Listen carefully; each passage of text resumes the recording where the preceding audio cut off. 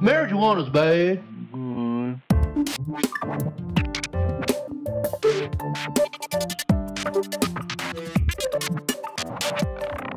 Hey guys, AK here. We are back in the studio, and I had such a wonderful time doing the Track with AK tutorial series that I just wanted to show you guys something else that I'm working on, which I actually think is kind of cool. It's a project template for making crazy neuro, Reese, talky, weird basses. I've been covetous of people like Seamless who seem to do bass development before they work on a track and just end out with phenomenal basses. And if you're like me, it can sometimes be extremely complicated to work on a really crazy bass, but in the context of a track that already has a lot of parts. So this is a template that I have built, which basically allows me to do a three-stage resampling for basses, which I can then just have in a group and bring into any track and use in the context of a track that I'm working on. So let's take a look at how I'm set up here. I'll start here. This is my Neuro Tools, and what I mean by this is a group of initialized patches for different synths that I use, where I've pretty much just gone in there. Here's a good example, and I've just like created for analog, for instance, 2 detuned saw waves.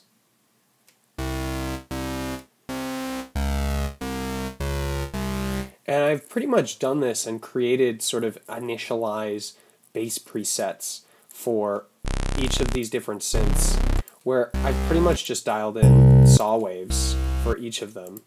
And it's probably particularly interesting to hear how different these saw waves sound on the different synths. But this is going to be our source material.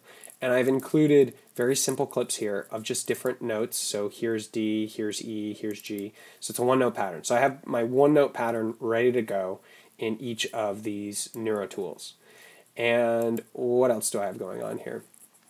In this active group is where I will duplicate one of these synths to sort of start out with. So all the sound synthesis stuff is happening here in this first category. In fact, what I'll do is I'll take a copy of Massive and I will just duplicate this into my active category. And the reason I've done this, so I can always have these initialized synths to work with without needing to create a new instance every time. And then I can just delete this copy when I'm done with it. Okay, cool. So we have Massive here. We have a Massive. And you can see there's some routing going on, which I want to explain, and then we'll actually get into a practical sound design example of how this might work. So Massive here is in our active category. It is going out to the group, and this active category is sending all of its signal to this bus, which is an input track that I call distortion. I got distortion going into filtration, and filtration going into this sine compression limiting thing. And then ultimately this goes out the master. This last channel here is where I actually do my resampling when I have something that's ready to record. You'll notice that the distortion channel is totally empty. There's nothing on it. Same with the filter channel. The sine compressor channel has some stuff on it, and I'll talk about each of these stages.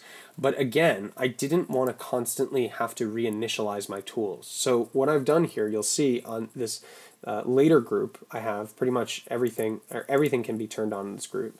These are my tools. So what I mean by that is I don't want to be hunting through the browser thinking about things that I might want to use on a particular sound. So what I've done here is I've created, for instance, on my distortion track, a copy of initialized insert effects I might use. So like here's my saturator, here's my overdrive, erosion, I got some other third-party VSTs here. Anyway, the idea is I take whatever I want to use here from distortion, copy it over, and paste it there. That way when I'm done doing distortion, I can just delete what's on this track, and the whole project goes back to almost initialized state. I think it'll become clear in the example of sort of what I'm talking about. I've done the same thing for filtration, where I have an auto filter, LFO tool, and a couple of other VSTs. And then I've created a third rack, or a third track in my temp tools that has a bunch of interesting splitting tools. By that I mean ways of splitting the signal so that I can distort, only the highs or the lows very easily. And if I wanted to do, for instance, this is a 6-way EQ split between 80 and 10K. Here's like a mid-side split, left-right, mid-side, and left-right.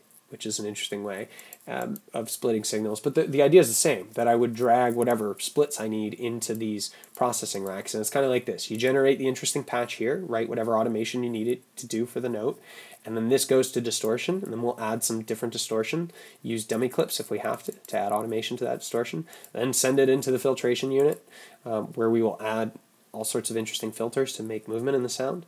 And then, I guess I'll talk about this at the end, I limit the crap out of it, whether it's by abusing the glue compressor or by pushing stuff up with the limiter or by making things wider, ultimately to get a rendered out track which has a bunch of different articulations of a bass note at, for that original thing. And then the cool thing about this is if you have this as its own project like I do, you can just bring this basses track, this like basses that you made, in fact, I'll even call it AK basses, into the track that you're working on, and you don't have to worry about synthesis. You've already sort of done that. Synthesis can be a separate part of the actual track writing. So, all right, let's take a practical example here that makes sense. We're going to start with massive, and I'm just going to launch, let's resample an E. I'm going to launch an E. So, now we have, and I have to turn the volume down, my monitoring volume, we have a note being played in E. I'm going to bring it back here so we actually get the attack of that note. And now we are going to design a bass in massive. So what might be interesting here? Well, it looks like we have two detuned saw waves. Maybe I might play with the modulation oscillator.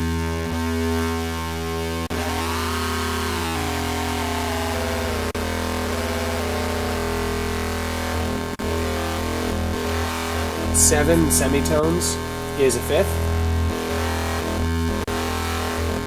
So to me this is a pretty interesting modulation, and I might put like an LFO on it.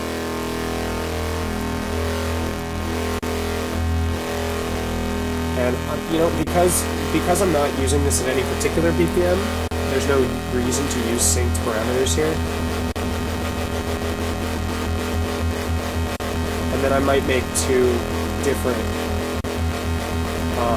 shapes.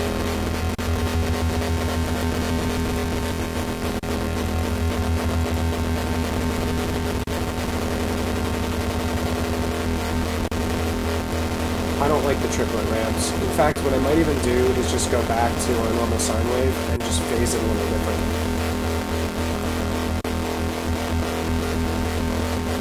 And then what I might do is have an LFO that alternates between these two. Alright, cool. I'm liking the way this is sounding.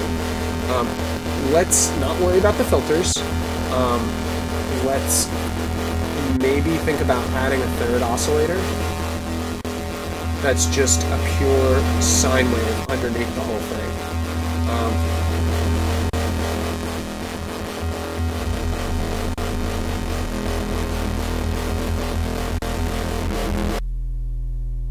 Okay, you hear that? That's our sine wave. And I'm going to send everything through filter 1. Yeah. And then, why is this only coming out one channel? You see how that's only coming out one channel? Gotta figure that out. Why is this panned hard? I can't understand why it's panned hard. That's okay, I'll do some mono bass processing afterwards. Unless it's a little better. I actually really like that.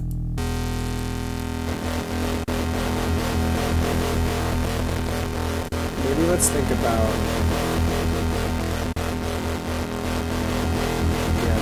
maybe some position modulation. Alright, cool. Let's add some effects to this. We'll try our sine shaper.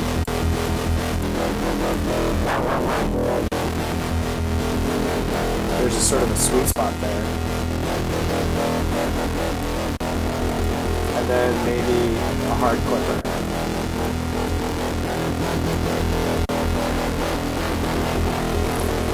With the hard clipper, I think it might be interesting if it modulated maybe its dry wet wave.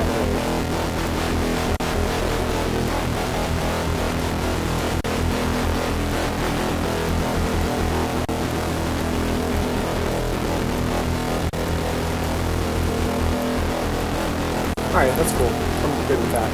And then maybe I'll add some teletube distortion.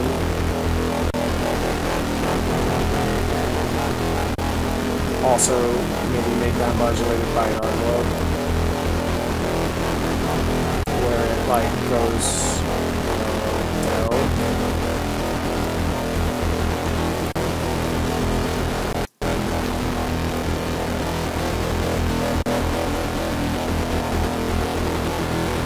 Nice. Cool.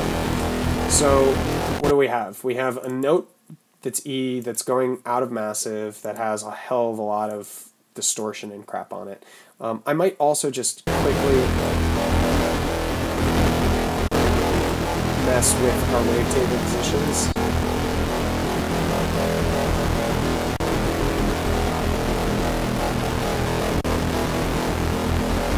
And if you find a particular shape that you like using, it's actually pretty easy to add modulation. I'll show you. So like I sort of like the wavetable position, but I want it to move in a very specific pattern. So I'll expose it like I did and then just draw in some modulation here where, all right, I'm thinking I liked it coming up, but only at the end.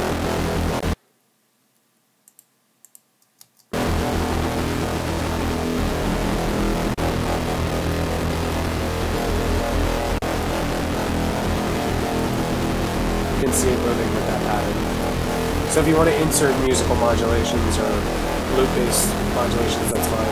And then this should be monophonic. And I'm going to see if more voices help or hurt.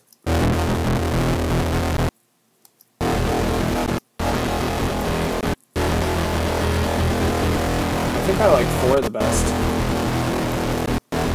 Yeah, I like 4 the best. All right, great. So this is like how you, or this is how I go about neuro resampling. Okay, cool. So now I have that crazy low bass note coming out of massive, and now it's going into this distortion.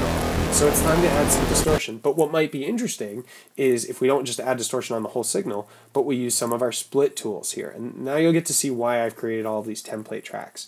So what might, for instance, be interesting is to distort the highs and lows differently. So I'll take this high-low rack, which is actually a perfect phase high-low split that basically consists of, in the low end, we have exactly what you might think, an EQ that moves with this crossover point. In the high end, we have, this is a little bit complicated, we have a copy of that low rack, right? So it's a low, just the lows is happening here. And then I have basically the phase inversion turned on so that when these are summed together, it plays exactly the opposite of this. In other words, it cancels everything that's coming out of here out, and you're left with only the highs. So only the highs, we can change the crossover point. I'm actually going to use a relatively high crossover point here, because I really only want to add some sparkle to the highs. And this doesn't actually add anything to the sound, it's just a way of creating 2 different racks. So now we can process the lows with distortion here, and then the highs with distortion here. So let's actually start with the lows, and I might actually use saturator on the lows, so I can just take this saturator that I have ready to go, copy it, go back to our distortion, paste it in, and drop it in the lows. Although the most expedient way to do this is to go to distortion and say, okay, I'm going to use, an amp, I'm going to use trash 2. And, you could reorder these so you could select both of them.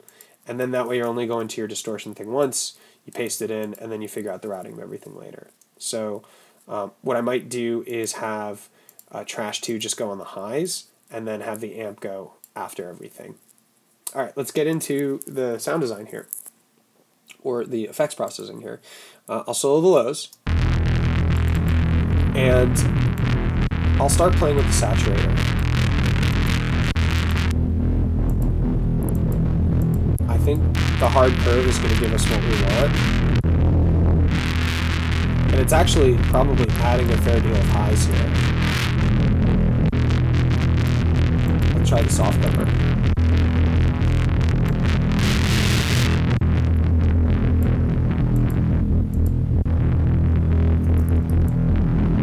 Alright, so just a little more body there. Now let's try our highs. So it's already going through trash. Here's what it sounds like dry. Alright.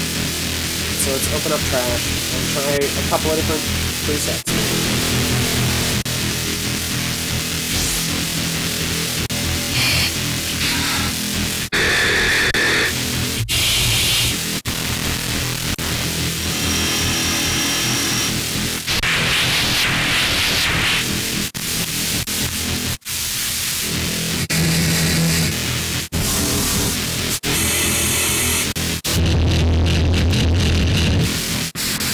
I'm not loving anything yet.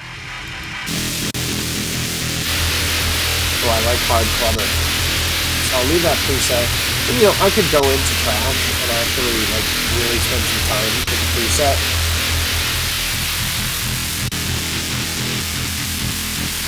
I'm just gonna dial back the dry wet. Oh, actually, I see that the amp is on. That is greatly affecting the overall sound. That's why I was like, it sounds weird. Let's still go with this one because I like the way it sounded.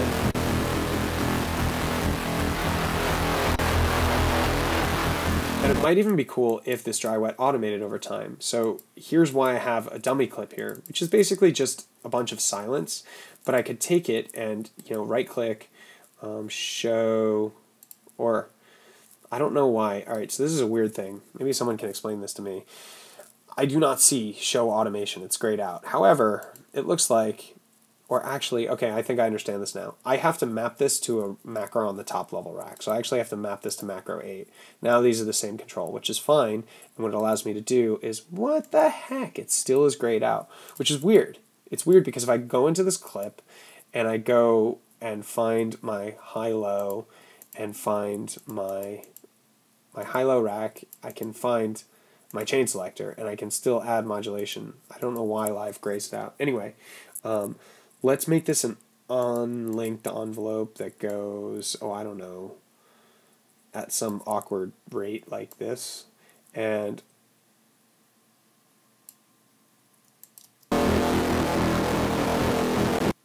oh, I'm an idiot, guys. It's moving the chain selector. I actually wanted it to move dry wet. Even so, I'll do that over and create some strange length 1.3. So now, whatever envelope, when I fire this clip, whatever envelope I write in here is going to affect the dry wet of trash. This is starting to get convoluted, but hopefully you guys are able to follow what I'm looking at here. And that might be too much, but let's just listen back and test it out.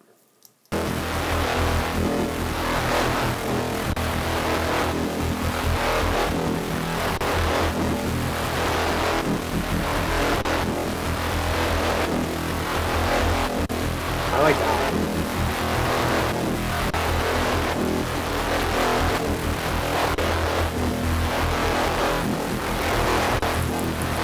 That's kind of nice.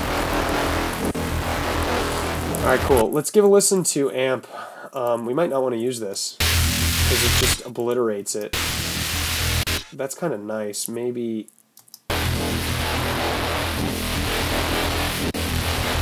we'll do something else with amp where we automate the dry wet. See there? That time it said show modulation. Maybe it's because I had the clip playing or something like that. Where, okay, let me think about this. Actually, you know what would be interesting is if I used modulation and automation. So I will take this and I will have this pretty much go from 0 to, well, it didn't sound much over 30. So I'll have it go up to 30. So now I have this shape slowly being executed.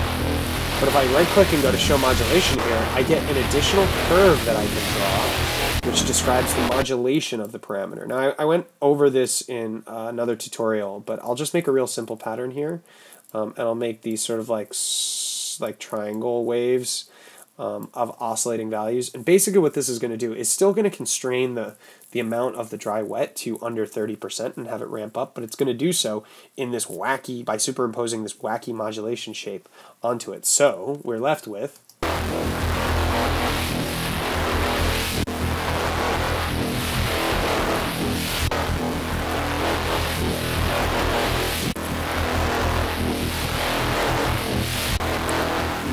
it's not really giving you a good visual indication, but oh, actually, it is, you just really have to zoom in. Do you see that orange line expanding and contracting? That's that value going up from 100% to 0%. So it's actually superimposed both of these shapes on a single line. Anyway, makes a cool bass in my opinion. We're done with distortion. So we can make these things all small, and now we can move on to filtration. So like, let's add some filters, and we'll do the same thing we did with distortion. We'll go to our filtration template, and oh, I don't know, let's grab, actually, what we should do is do filtration in a split fashion. So like I was showing you how I took the high-lows here, maybe what I'll do for this guy is do like a mid-sine left-right, or no, maybe I'll do a mid-side, just a simple mid-side split. Okay, cool. So I'm going to take this mid-side split, put it on the filter rack, and this is, again, just a simple useful rack that has in one channel all the mids, so a utility with the width at 0, so this is just mid-side content. That's just down the center. And then the side is exactly the opposite. It's utility with a width at 200%, so this is just playing the sides. Maybe you can hear that in the sides. And then, you know, now that we have the split here, we'll go to our filtration, and I'm definitely going to use auto filter. I'll probably use it twice. You know what, let's keep things simple and just use auto filter. I have a bunch of other exciting filter plugins in here, but we'll save some of those for another video. Anyway, I will paste in my auto filter, I'll make it big, and I'll actually duplicate, because I'm probably going to want to use a bunch of different filters.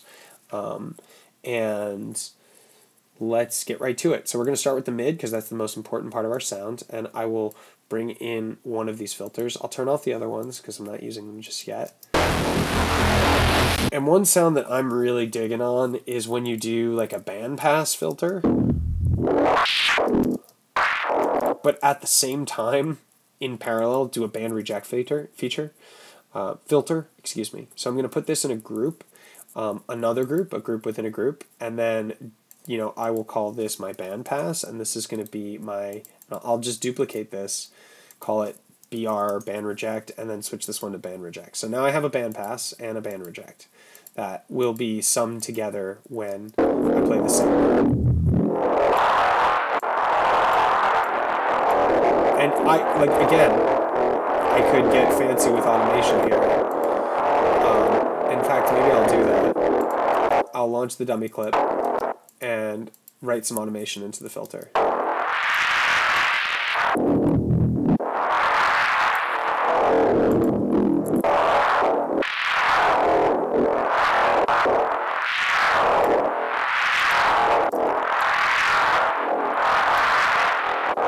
And then I'll do the same thing where I do show modulation, and I'll write some modulation in too.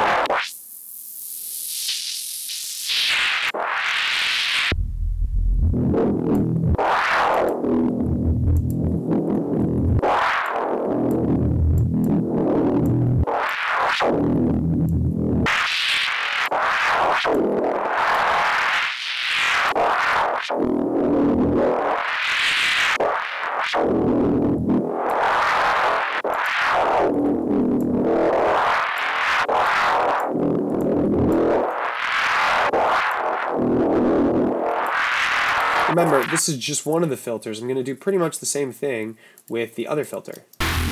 Except this time, maybe I'll just do a very simple automation or articulation where it's like...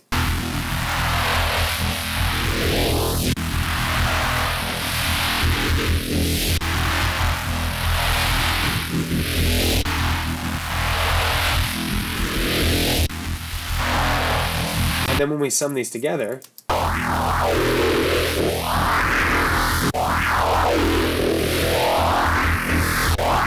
Alright, so I'm not digging it, so I'm going to revisit the automation I have on this filter and just do something. To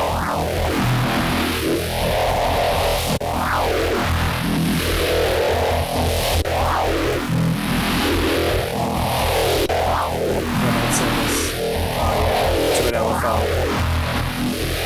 Remember, that's just the mids, right? So when I sum the whole sound back together,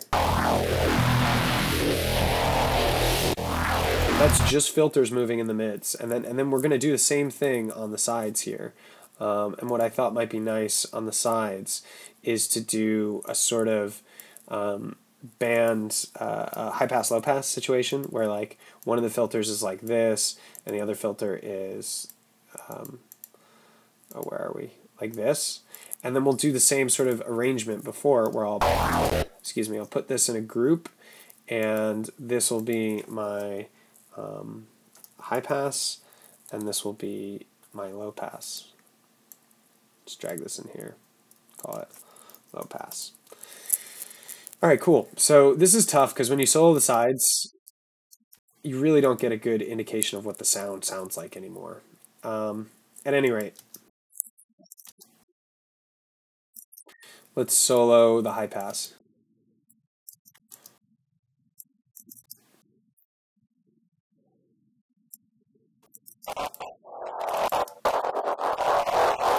I might just use the LFO to make this guy move.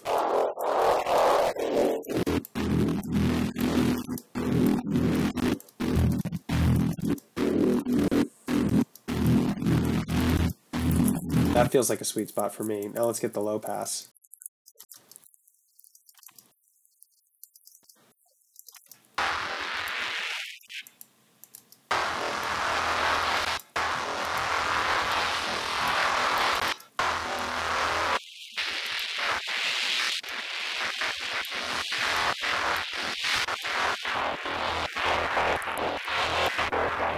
All right, let's see what that sounds like. Pretty ballsy. Let's see what the whole thing sounds like. Yeah, I dig it. I think this is a really loud bass, that's for damn sure. All right, cool. So quick recap on what we've done. We are 28 minutes in, and we have created a patch and massive from scratch that goes into this distortion rack, which splits things on the high and low. And actually, it just got the thought of being able to automate the crossover point, which might be interesting. I'll save that for later. And then it does a whole bunch of mid-side, it does a whole bunch of high-low processing. And then it goes into the filter rack, where the filters are doing their thing a whole bunch of time. Now we are in our final stage of the 3-stage resampling process. And remember, this is still resampling because, or actually, I don't think this quite qualifies as resampling, but it's the same approach as resampling, because we're taking a sound, we're applying a whole bunch of effects, then we're applying a whole bunch of effects again, and now we're going to apply a whole bunch of effects again. In fact, for this, I generally will choose to either destroy or like really just drive the crap out of things with a limiter, or the glute compressor. So here's a limiter with a crap ton of gain, and I recommend putting a final limiter here because pretty much relentlessly every time I do this I end up clipping the master, and you don't really want to do that, period. So just to be safe, we'll have this thing here to save our ears. But here's what the sound sounds like. And I basically just crank this up until I can't deal with it anymore.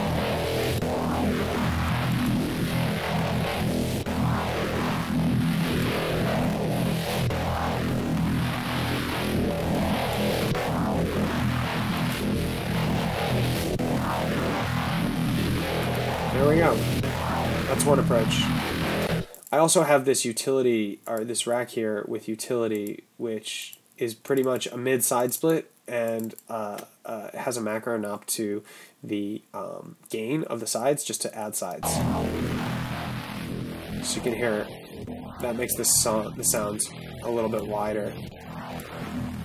But personally, I'm really not digging this limiter. So let's try some sine style compression with the glute compressor. At least this is what Frequent calls it. Basically, the idea here is to take a glute compressor. I like to put it in oversampling mode and drive the crap out of it. I mean, bring the threshold down and have no attack with a very high release and a high ratio.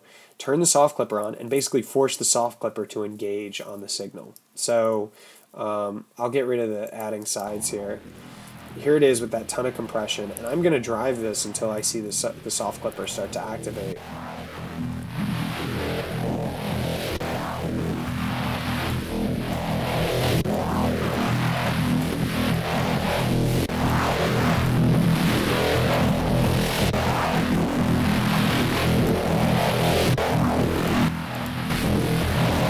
And what this is doing is it's really reinforcing some of the movement of the filters underneath that are coming before it. Okay, cool. This is the sound. Again, this is not a particularly musical sound that we've made, but it's a full, thick bass sound that we can then use in the context of a song. So the way we make this usable is to resample it. And I like to make a couple different versions, so you have a couple different things to choose from. And I always start with the thing that I finished with. So I'm pretty much just going to hit record here. This track is set on resampling, and we will see as it records. We're getting this big, nasty waveform. 2 bars is totally enough. It's all you need. And I like to name this. So I'll name it E. And, well, it was from Massive, so maybe I'll just call it Mass. E Mass 1. And then E Mass 1 goes down here. And we're going to record again. And this time, what we're going to do is we're actually going to turn some of the stuff off. So we're going to make the sound a little bit less complex, but we're going to get great variations in so doing. So let's just experiment. What happens if I turn the filters off? What happens if I turn amp off? And maybe turn the filters back on. Or maybe just turn the side processing off. Or maybe just turn the mid processing off.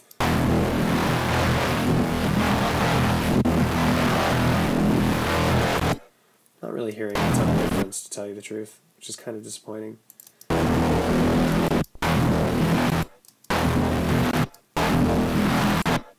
Or maybe I'll change this to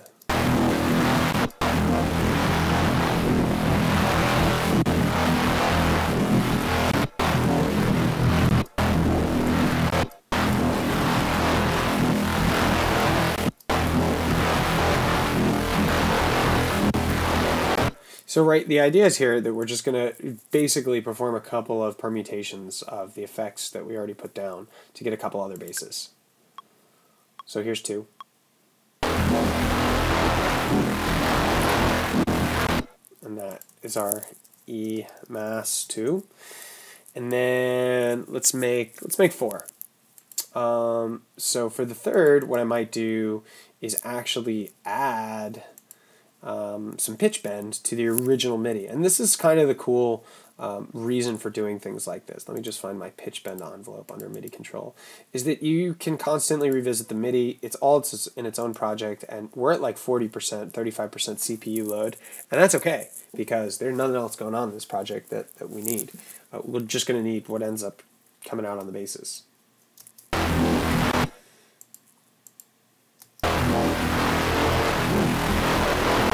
Oops, I drew it on the wrong clip. Sorry, guys.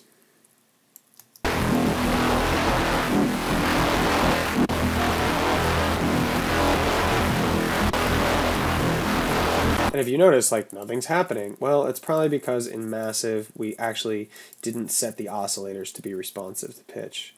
So 24 is probably too much. I'm sorry, we didn't set the pitch bend envelope to actually bend things. So we'll go up, maybe.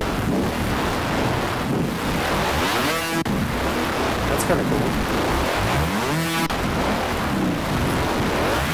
What I might do is unlink this envelope and make it like 4, so I can get a lot of different.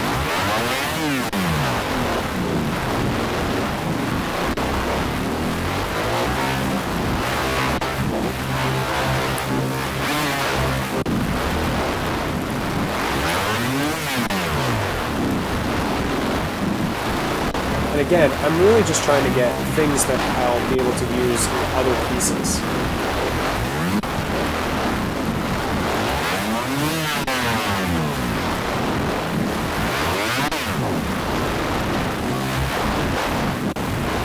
Alright, cool. cool. So let's get this filtered stuff. And I might even, because at this point we've gone a far bit away from our original, I might actually just tweak some parameters live while this is recording. Because remember, we got 4 bars of stuff here. So like, I might come over here and move the crossover.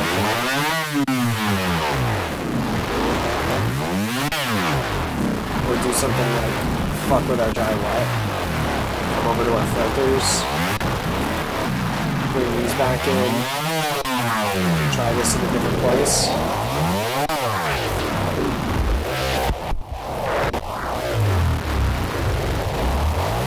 You know, come over to our sine compression and add some crazy sides. We're safe because we got this limiter here.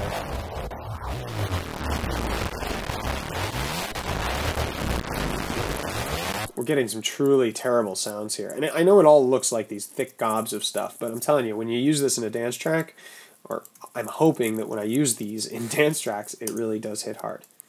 Okay, so for the very last one, what we might actually do is go back into massive and start playing with massive, you know, as it's recording here. So we still got the crazy pitch bend going on, but now if I go back to massive, I can do things like change the wavetables and change their position. And do things like get rid of some of the distortion.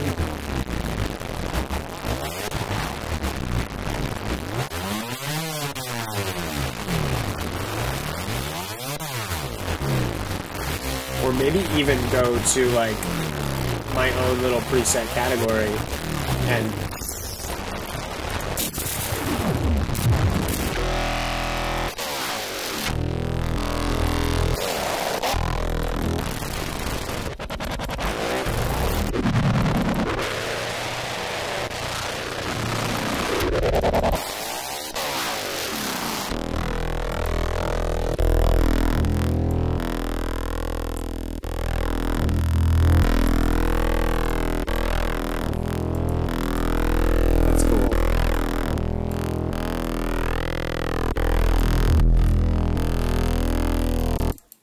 and now I have EMAS 4. And then, you know, just to keep me happy, I'll put this in order. Move, and now here comes the cool part. We're going to move all this stuff down so we can make new bases next time. We're going to go to this massive instance, and we're going to delete it because we don't need it anymore. And we're going to go right to our distortion channel, and we're just going to delete the rack and delete the amp effect. And we're going to go to the filters and we're going to delete it. It looks like we're deleting all our hard work, but we're not, because we don't care about those racks. They're not important to us in particular. We won't mess with this. That's just something we set up for gain staging. And then what I'm going to do is I'm going to save the project. So now I have these bases here. I'll show you later how you can bring them into an existing project. I have my split tools all sort of initialized, so the next time I go to do this, I'll just pick a new synth, I'll bring it into the active category, and I'll pretty much repeat the same process for a different note. And then I'll basically end up with my own interestingly resampled bases that are worth using in tracks. That's the idea.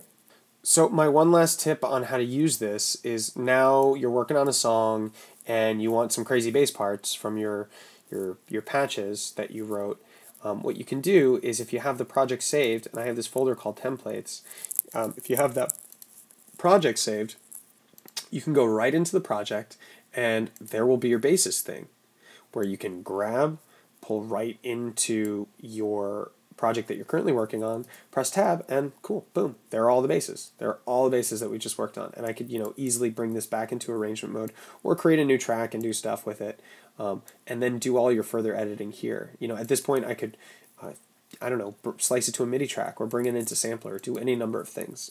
Anyway, the core point of this is that if you're like me and doing bass processing in the context of writing music is just too much stuff to handle, try doing the bass processing separate and then bringing in the basses when you need them in the context of your track. At least that's what I'm going to try doing for the next couple tunes that I write. And I hope those of you who made it this far in the tutorial and find this style and method of resampling interesting have enjoyed and sort of gleaned something for your own workflow. So Stay tuned, guys. I got tons of new music coming out really soon, and potentially a whole new tutorial series, tips and tricks style. So really appreciate the support. Like the video, drop me a comment. I try to be as responsive as possible. I'm just really looking forward to see the AK project come to fruition. Until next time.